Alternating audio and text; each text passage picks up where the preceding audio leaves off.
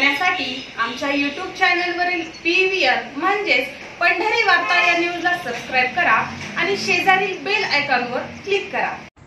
माढा लोकसभा मतदारसंघासाठी राष्ट्रवादी काँग्रेस शरद पवार गटाने धैर्यशील मोहिते पाटील यांच्या रूपाने आपला 10वा उमेदवार काल जाहीर केलाय। मागील लोकसभा निवडणुकीवेळी खासदार रणजितसिंह निंबाळकर यांना माळशिरस तालुक्यातील मिळालेल्या लाखाच्या मताधिक्याने लोकसभेत पोहोचवलं होतं। मात्र आता माळशिरस तालुक्याच्या राजकारणात मोठे वर्चस्व राखून असलेले मोहिते पाटील हेच निंबाळकर यांच्या विरोधात उतरल्याने भाजपच्या गोटात मोठी चिंता लागून राहिली आहे। माळशिरस तालुक्यात मोहिते पाटील विरोधक गटाची ताकद देखील मोठी आहे। विधानसभेसह प्रत्येक स्थानिक निवडणुकीत मोहिते पाटील विरोधक देखील मोहिते पाटील यांच्या विरोधात जिद्दीने लढताना दिसून आले आहेत। विधानसभा निवडणुकीत मोहिते पाटील गटाचं आव्हान देत आलेले उत्तम जानकर हे अवघ्या 2,500 मतांनी पराभूत झाले होते। याच उत्तम जानकर यांना देवेंद्र फडणवीस यांनी आज तातडीने नागपूरला बोलावलं। बारामती येथून खासगी विमानाने खासदार निंबाळकर, आमदार शहाजीबापू पाटील, जयकुमार गोरे हे देवेंद्र फडणवीस यांच्या भेटीला गेले होते। या भेटीवेळी नंतर माध्यमांशी बोलताना उत्तम जानकर यांनी वेळापूर येथे समर्थकांची बैठक घेत निर्णय घेणार असल्याचं म्हटलं होतं। आता वेळापूर येथे उत्तम जानकर उपस्थित समर्थकांची बैठक पार पडली आहे। मात्र सोमवारी दिवसभर घडलेल्या घडामोडीनंतरही उत्तम जानकर यांनी तुर्तास तरी उद्या उमेदवारी अर्ज भरण्यास आपण जाणार नाही, 19 एप्रिल रोजी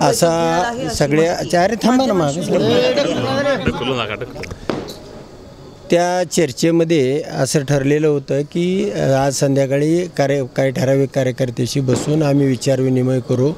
तर या ठिकाणी कार्यकर्त्यांच्या विचारविनिमयातून 19 तारखेला सायंकाळी 5 वाजता आम्ही याच ठिकाणी सगळ्या तालुक्यातील कार्यकर्त्यांना बोलावून बैठक घेणार आहोत।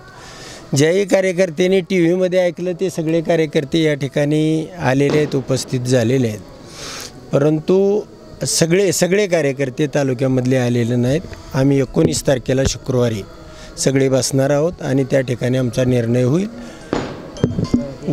उद्या फॉर्म भरण्यासाठी खासदार रणजितसिंह नाईक निंबाळकर यांनी मुलाखत दिलेली होती, परंतु आता कार्यकर्त्यांना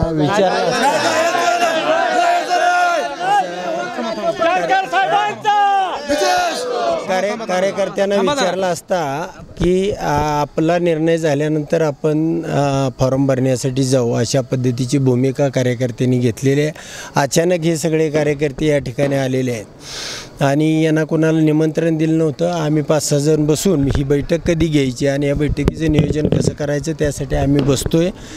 1 तासाभराने आमचा बैठक म्हणजे 19 तारखेच्या बैठकीच्या नियोजनासाठी बसतोय। तुम्हाला भाजपकडून वारंवार नाही, भाजपकडून आता इथून पुढं न्याय देऊ, याच्या पाठीमागं तुमच्यावरती अन्याय झाला, तुम्हाला सोलापूरचं तिकीट किंवा गेल्या पंचवार्षिकला विधानसभेचं तिकीट द्यायला पाहिजे होतं, त्या चुका झाल्या।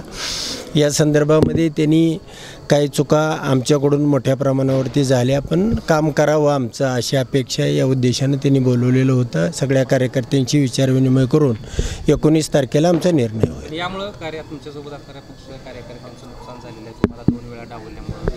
नाही, निश्चितपणानं जी लाख लोकांनी आतापर्यंत आमच्याबरोबर राहिले, या लोकांच्या मनामध्ये आग आहे आणि राग पण आहे आणि हा राग उपाळून येण्याला सोलापूर लोकसभेची उमेदवारी नाकारणं हे झालं। या सोलापूर जिल्ह्यामध्ये ज्या दिवशी माझी उमेदवारी आली नाही, एकदम सगळ्या जिल्ह्यामध्ये सन्नाटा पसरलेला होता, लोकांना खूप दुःख झालं आणि याचा परिणाम दोन्ही मतदारसंघामध्ये वातावरण बदलामध्ये झाला आणि त्याचीच दक्षता घेऊन त्यांनी तातडीनं आज बोलवलेलं होतं। त्या ठिकाणी चर्चा झाली, परंतु सगळे कार्यकर्ते ज्या लाख लोकांची या मनामध्ये जी आग आहे किंवा ह्या लोकांच्या मनामध्ये जी इच्छा आहे त्या पद्धतीने या ठिकाणी बैठक घेऊन आम्ही निर्णय करू। कार्यकर्त्यांची जी भावना आहे की तुतारी वाजवा असे कार्यकर्ते आता बोलतायत, घोषणा देत आहेत, तर त्या कार्यकर्त्यांच्या भावनेचा आदर होईल आपल्याला? नाही, आताच कार्यकर्त्यांनी काही तुतारी किंवा असं कोणीही म्हटलेलं नाही त्याला। या ठिकाणी तालुक्यातले आता 1-2%च लोक आहेत, अजून 98% लोकांना आमंत्रण दिलं नाही, आले नाहीत। सगळ्या गावची लोक येतील, त्यावेळी आमची चर्चा होईल। तास 2 तास 4 तास 1 दिवसामध्ये नाही मिटलं आमचं तर दुसऱ्या दिवशी आम्ही बैठक घेऊ आणि त्याची चर्चा करून फायनल निर्णय करू।